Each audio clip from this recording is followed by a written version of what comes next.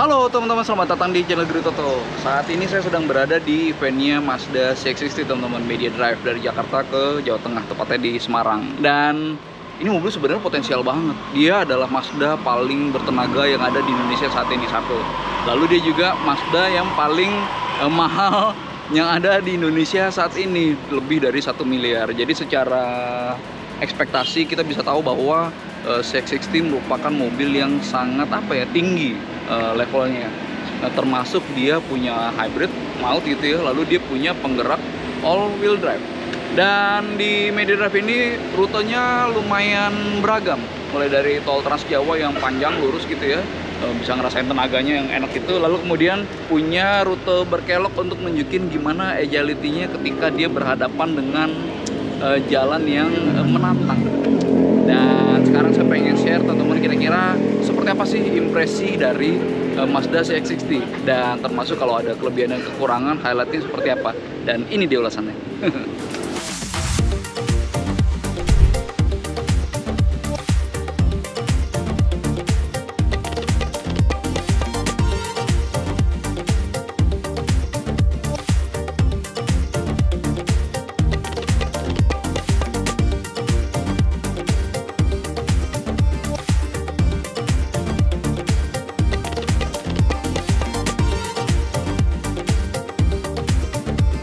Ya teman-teman, sekarang kita sedang berada di tol layang MBZ, Jakarta Cikampek. Dan memang ini permukaannya kan bumpy ya, sehingga di Mazda CX-60 yang set suspensinya itu cenderung kaku, yang cenderung berorientasi untuk enak bermanuver, itu jadi nggak nyaman teman-teman.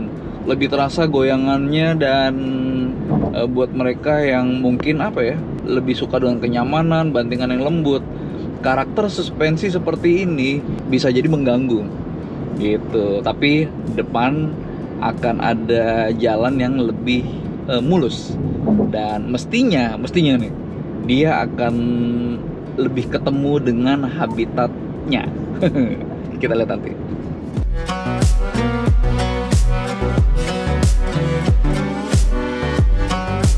Teman-teman, selain soal output yang sangat menggugah ya, mesin punya tenaga dan torsi yang besar, pun ditambah motor listriknya gitu, lalu kemudian sistem geraknya all wheel drive yang mana itu sangat meyakinkan untuk bermanuver. Dia juga punya kelebihan soal fitur teman-teman yang menurut saya layak untuk diapresiasi. Dia punya ADAS, Advanced Driver Assistance System, yang lumayan sensitif nih. Jadi ketika mobil dibaca oleh sistem, wah sedang melenceng gitu ya, sistem dengan sigap bisa membalikkan mobil ke lajur yang benar. Misalnya kayak gini nih, kita tahu nih di jalan sebelah kanan ada jalur kuning nggak putus-putus, sementara di sebelah kiri ada jalur marka jalan yang putus-putus gitu ya. Nah, di situasi seperti ini, secara infrastruktur udah proper, radar, kamera gitu bisa membaca marka jalan ini dengan baik. Dan ketika itu yang terjadi, ini misalnya kayak gini, dia bisa membelok ya, setirnya membelok secara otomatis untuk membuat mobil balik lagi ke lajur yang benar tuh. Tapi memang tetap dapat peringatan agar pengemudi memegang kendali, memegang kemudi. Tapi intinya adalah misalnya gini, dibelokin lagi, intinya adalah pengemudi akan di-assist oleh sistem agar mobil tetap berada di jalur yang benar. Setirnya bisa bergerak secara otomatis. Pun dengan gas dan rem teman-teman, dengan adaptive cruise control, coba saya aktifkan kan ya. Ini misalnya saya set di lari 120 km per jam. Saya set di 120, tapi mobil di depan itu sedang berjalan hanya 106, 107 gitu ya. Maka ya udah, dia ngegas untuk mencapai kecepatan yang di-set, tapi dia secara otomatis akan ngerem agar tercipta jarak aman dengan mobil di depan. Jadi dia bisa ngegas dan ngerem sendiri. Dan kalau misalnya saya terusin gitu misalnya, naikin lagi deh, set cruise control di 130 gitu misalnya, selama mobil di depan hanya berjalan kayak misalnya sekarang nih di 115 gitu, ya udah nggak akan terjadi apa-apa. Mobil akan terus direm untuk mencapai jarak yang aman. Dan jarak yang aman itu bisa di setel teman-teman, bisa lebih deketin, atau bisa di semakin jauh. Tentu semakin jauh semakin aman kan, gitu. Dan kalau pengen lebih enak lagi, adaptive cruise control itu bisa digabung dengan lane keep assist nih. Ini tombol yang di sebelah, yang di tengah ini teman-teman nih. Nah kalau udah begini nih, kita set dulu cruise controlnya misalnya di 120 gitu ya. Lalu kemudian mobil akan diarahkan untuk tetap berada di tengah, artinya di antara marka jalan yang kanan maupun yang kiri. Jadi ya bener, tangan mesti harus memegang kemudi, tapi jadi bisa lebih rileks tuh.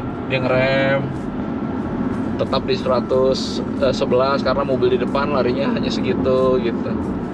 Jadi sebuah fitur yang menyenangkan untuk dipakai terutama di skenario seperti ini nih, road trip kayak di tol Trans Jawa gitu ya. Jadi ya buat saya fiturnya asik. Dan catatannya adalah ini sistemnya lumayan peka teman-teman, lumayan sensitif. Jadi kalau saya ketemu potensi untuk melanggar marka gitu ya, setirnya langsung dibelokin gitu. Jadi nggak nunggu ngelewatin dulu secara masif gitu. Bahkan sebelum situ dia sudah mengkondisikan agar mobil tetap berada di tengah, keeping assist.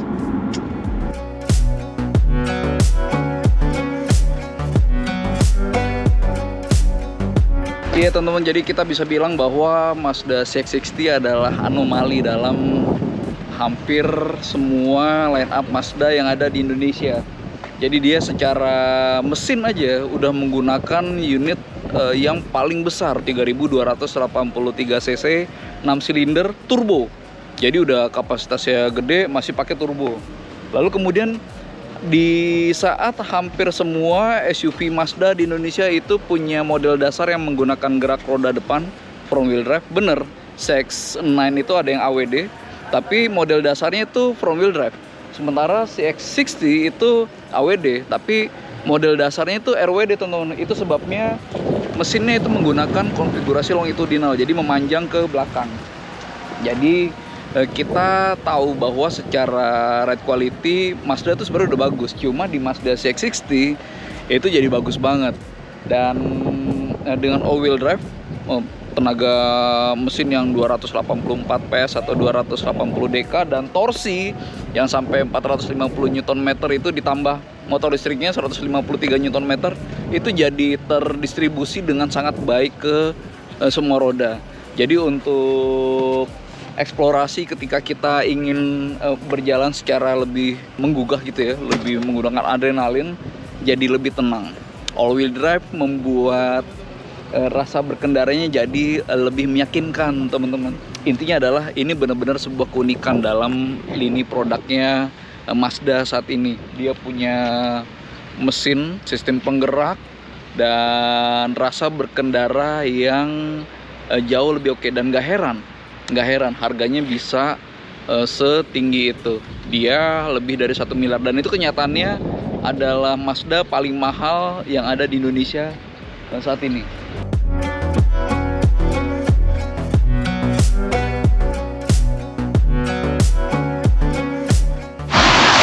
Hari kedua teman-teman, sekarang kita akan menuju ke arah mana Pak Rindra? Kita ke arah Fort Willem menuju Benteng.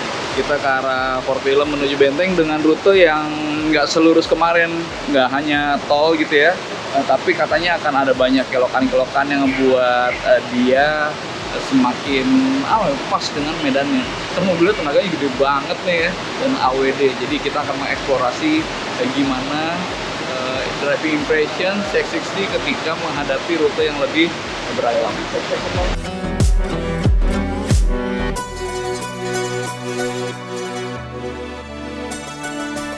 Iya teman-teman, yang saya lumayan amazed gitu ya, menurut saya impresif dari CX-60 adalah soal output dari mesin maupun motor listriknya teman-teman. Jadi dia menggunakan mesin yang anomali buat ukuran Mazda.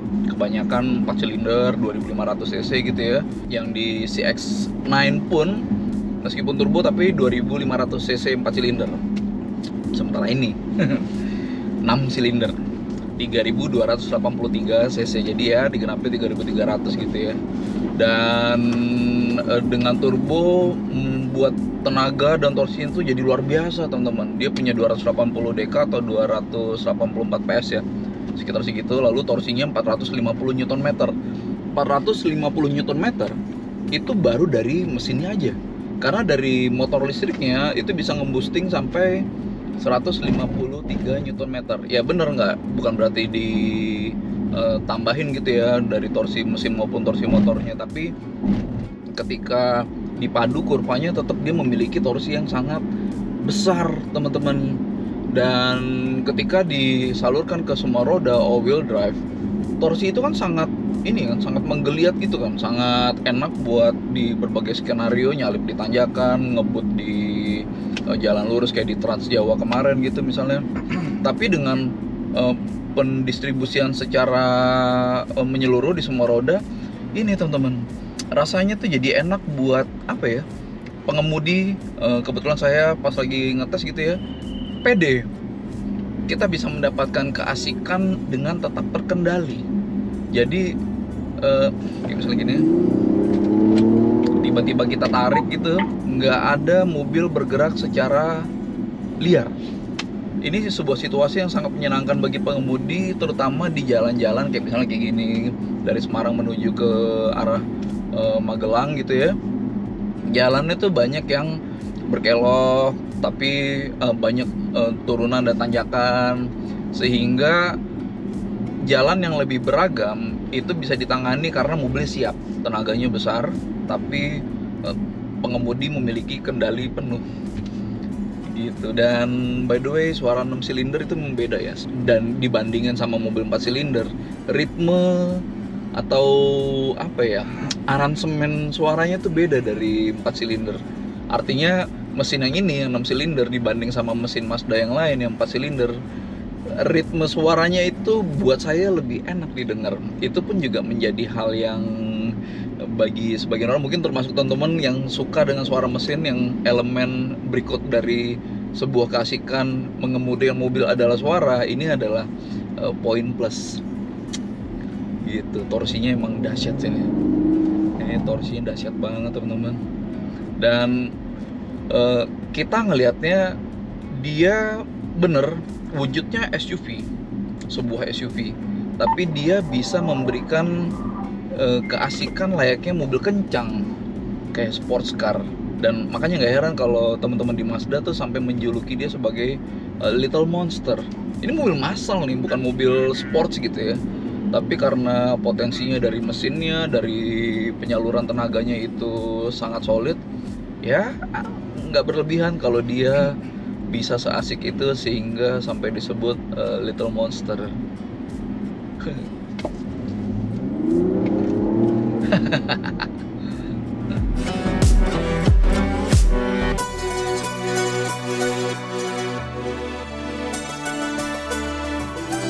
Teman-teman, ini kita sekarang sedang berada di daerah Selo, dan memang jalannya dari tadi tuh penuh kelokan, kemudian banyak turunan. Tapi sebelum menuju ke checkpoint tadi itu banyak tanjakan teman-teman. Dan kalau tenaga torsi ini jelas nggak masalah ya. Tapi soal set suspensi teman-teman, ini emang apa ya? Kemarin waktu kita di tol Trans Jawa yang bumpy, terutama di MBZ-nya di tol layang itu memang terasa guncangannya kan. Cuma ketika dia berhadapan dengan jalan seperti ini yang banyak kelokan, kadang juga kelokannya pas lagi menanjak dan menurun lumayan tajam gitu, ini terasa lebih meyakinkan teman-teman. Set suspensinya tuh jadi kayak berada di habitatnya ketika berada di situasi seperti ini. Bener, ini semua dalam rombongan gitu ya, artinya kecepatannya terkendali. Tapi kadang rombongan kita juga bergerak cepat, jadi ketika kita mesti bermanuver agak kencang gitu pun, ini benar-benar mobil yang memberikan banyak grip ke pengemudi sehingga bisa mengontrolnya dengan mudah gitu. Ini dari tadi jalannya kayak gini nih, lumayan lumayan tajam-tajam belokannya. Saya bisa bilang bahwa ya saya semakin yakin kalau orientasinya mobil ini memang ke sporty. Mesinnya yang sudah besar, tenaga torsinya, lalu kemudian ditambah torsi dari motor listrik, itu nggak masalah soal akselerasi. Lalu kalau soal manuver gitu ya, buat saya Ini kelihatan jelas kalau orientasinya memang untuk kegesitan dia berkencang. Mantep nih rasanya nih. Ikonik nih tikungan Petruk karena tajam.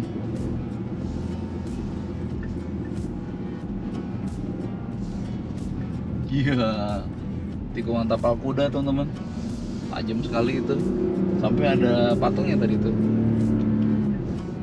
Teman-teman, saya juga perlu share tentang legroomnya. Jadi bagaimanapun ini mobil yang sangat mungkin pemiliknya duduk di belakang. Kalau misalnya dia lagi nggak mau nyetir, lalu duduk di belakang, dan kemudian tuntutannya adalah sebagai mobil yang premium gitu ya, seberapa nyaman, seberapa lega dia.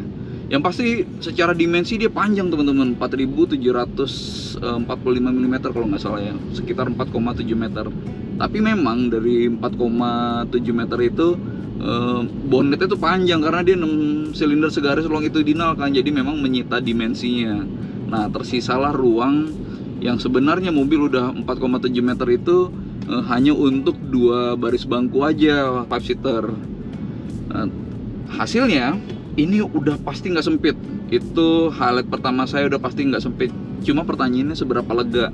Oke, ini udah lebih dari 5 jari ya, 5 sampai 10 jari, dan bangku pengemudi sudah diset untuk rekan saya Rindra Pradipta itu tingginya 174 cm ya Put ya? Iya, benar Mas Bro. 174 cm. Artinya kalau misalnya yang nyetir adalah rata-rata orang Indonesia yang di bawah 170 gitu, seperti saya 198, mungkin akan lebih lega legroomnya gitu. Cuma yang pengen saya sampaikan, bener ini nggak sempit. Ini mungkin bisa dibilang lumayan lah gitu ya. Tapi saya nggak menduga bahwa ternyata nggak berselonjor itu teman-teman. Mungkin dalam bayangan saya, wah ini mobil panjang kan dari luar gitu. Saya pikir akan lebih selonjor, tapi ternyata formatnya seperti ini gitu. Buat beberapa teman-teman yang mungkin tingginya lebih dari saya, mungkin dari 170-an ke atas, duduk di bangku baris kedua, mungkin juga akan mengalami ekspektasi yang serupa. Tapi faktanya seperti ini. Ini legroom. Lalu kemudian kalau dari headroom kelihatan ya, ini udah cukup lah. Headroom nggak terlalu urgent kalau buat saya. Yang penting legroom itu selega mungkin supaya bisa berselonjor gitu. Lalu kemudian kalau soal sudut rebahnya teman-teman, ini ada 2 setelan. Ini yang pertama, lalu kemudian yang kedua. Nah ini jadi sedikit lebih rebah gitu. Jadi kalau soal akomodasi ruang belakang seperti ini.